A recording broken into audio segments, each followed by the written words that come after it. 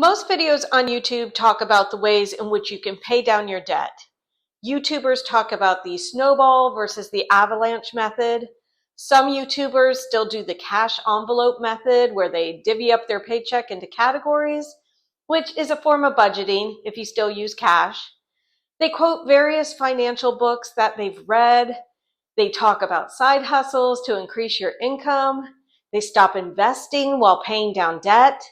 And some even talk about beans and rice and the scorched earth path to becoming debt-free.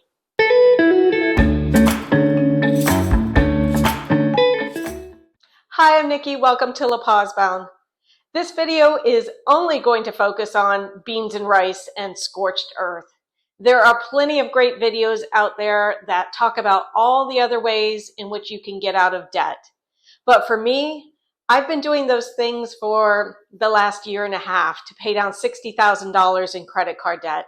My current credit card debt is at $21,294, and I can see the light at the end of this long, dark tunnel. I'm even getting into the mindset of seeing the potential ways in which my money is going to start working for me once I get past this hurdle.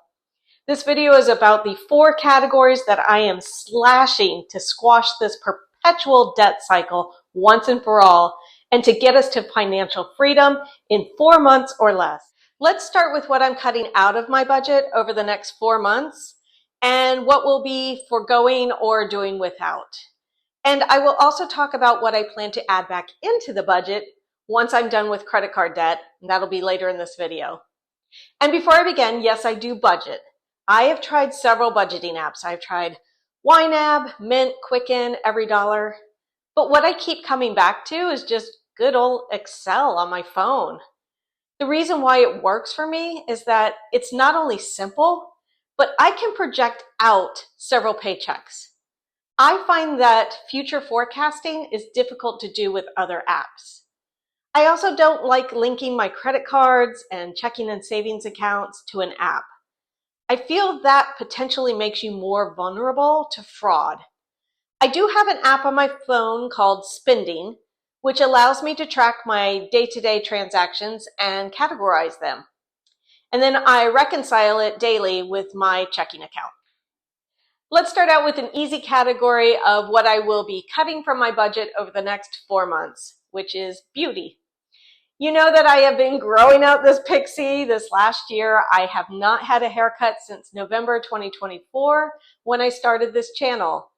And I don't plan to get a haircut at least until February 2026. And that's fine because I am a bit of a chameleon when it comes to my haircuts. And that's going to give me time to decide what my next do will be. Let me know in the comments below what I should do come February. I am also set on shampoo and conditioners and soap, so no need to buy any of those over the next 4 months. Same goes for makeup. Most days I don't wear any makeup. I typically only wear makeup for these videos, although you have seen me without it in my vlogs, or when I have to be on camera for work. And even that is 50-50. The only thing that I could potentially run out of in the next 4 months is primer. As someone who was previously a certified makeup artist, which was a long time ago, my preference for primer is Hourglass Veil. Okay, and last on the list in the beauty category is nails. So I used to go every 2 weeks to get my nails done, and then the pandemic hit and I was left with a gel manicure that I had to figure out how to get rid of. We all had to figure out how to do our nails and our hair during that time. With the exception of when we went to Cancun in late March, early April, where I had my nails done professionally for about 2 months, I've been doing my own pedicures and manicures, and I prefer it that way. I don't necessarily like it.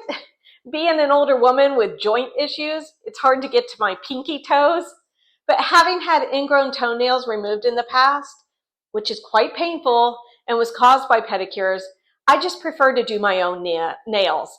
I feel like I do a better job and I take my time.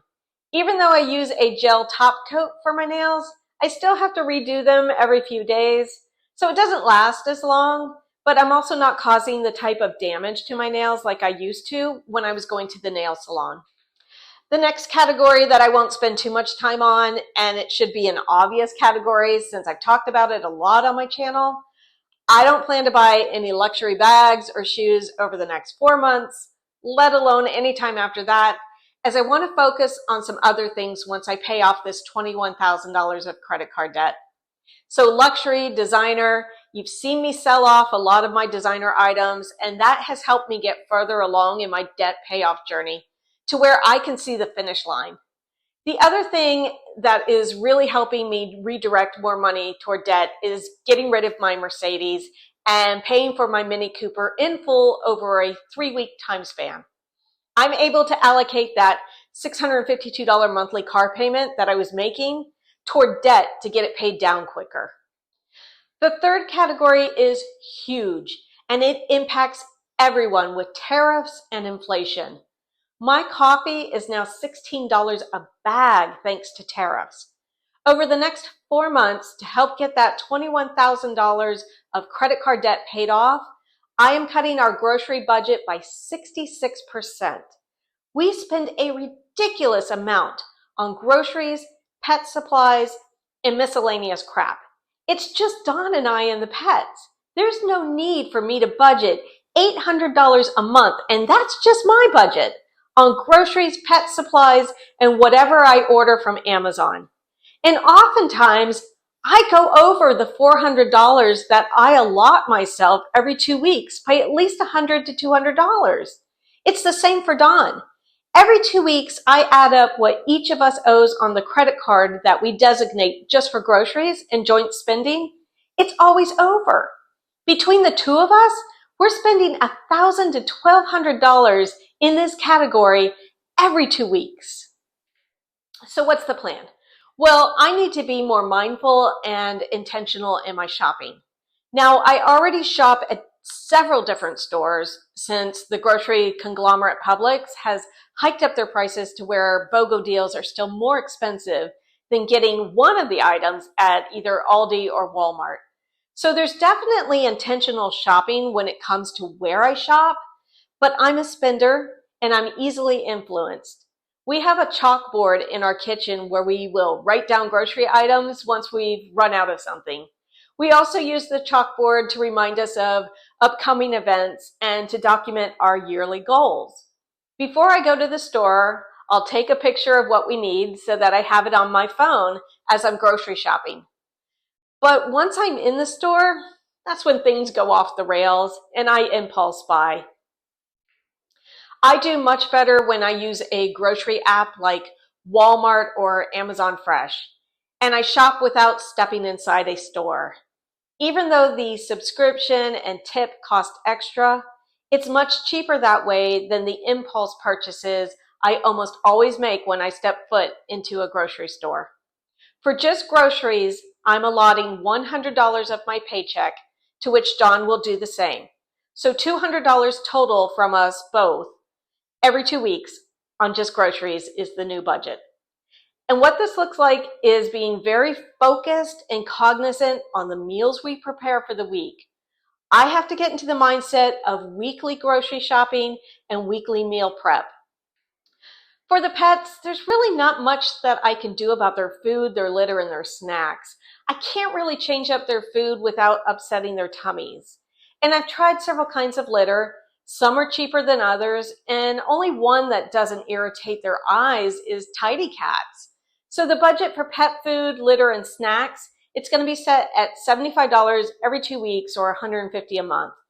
And I've been able to get their food and litter from Amazon, where we have a Prime account and free delivery. I don't see this increasing too much when my debt is paid off either.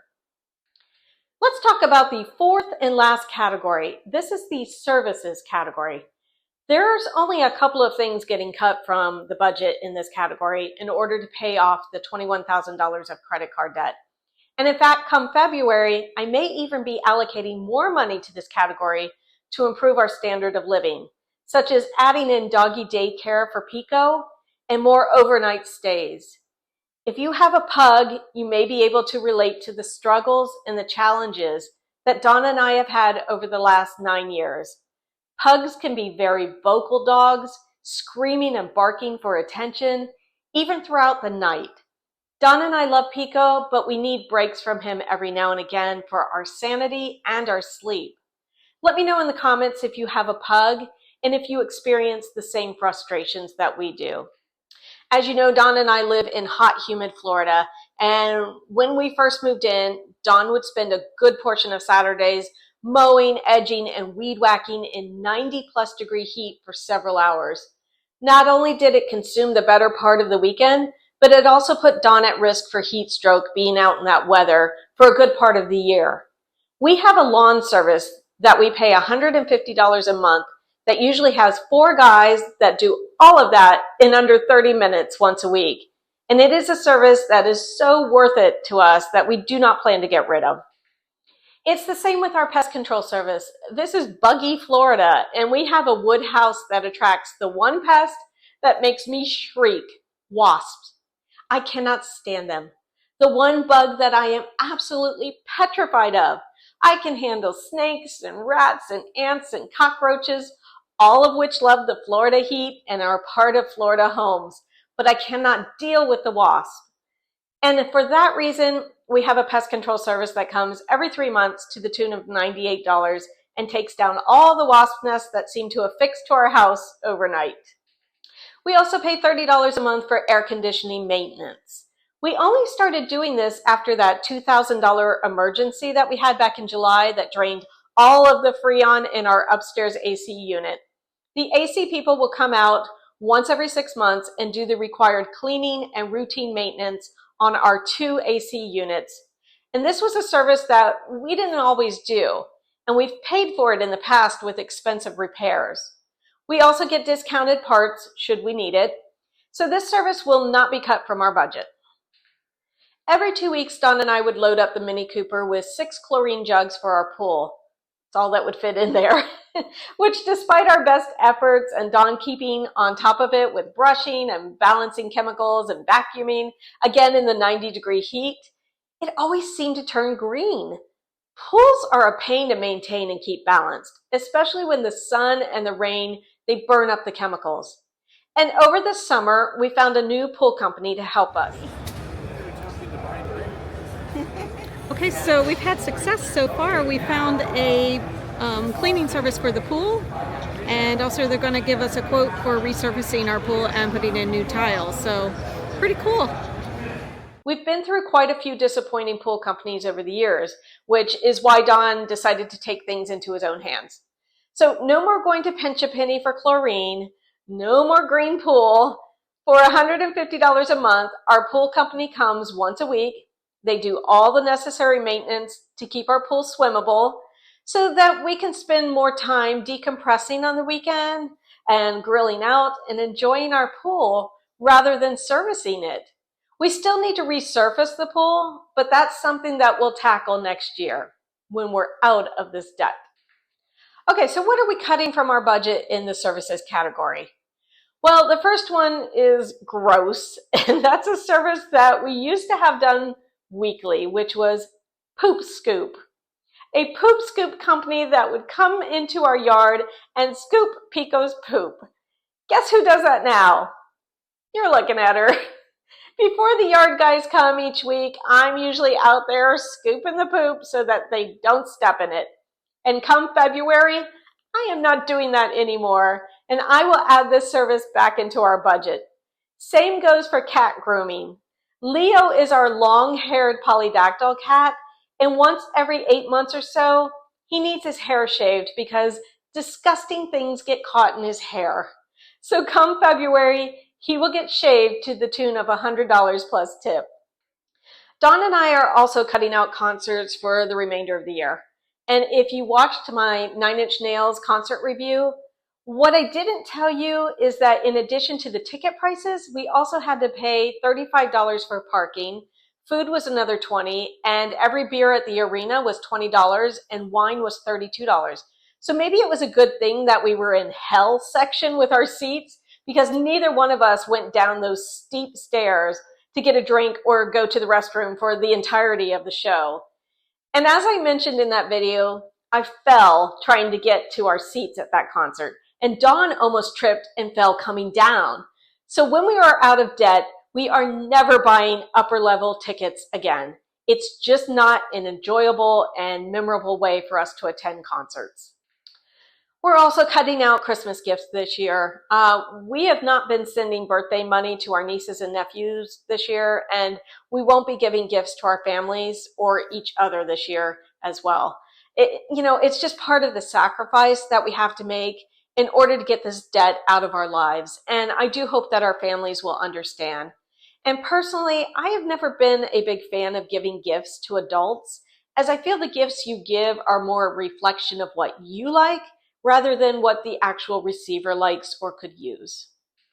So our scorched earth approach, as Dave Ramsey says, to getting out of this last $21,000 of debt.